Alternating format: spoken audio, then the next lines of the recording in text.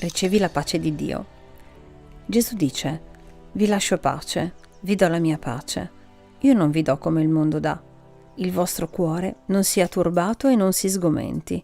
La Bibbia, Giovanni 14:27. Gesù è la tua pace. Come me, una volta eri nemico di Dio a motivo dei tuoi pensieri, delle tue azioni e delle tue parole, ma Cristo è venuto a riconciliarci col Padre. Fare pace con Dio è un'esperienza straordinaria, è una liberazione. I tuoi peccati sono perdonati, sei libero e in pace. Quale sollievo! Quando Cristo è entrato nella mia vita, è stata quella pace a sorprendermi di più. Ero perdonato e liberato. L'ansia non mi tormentava più.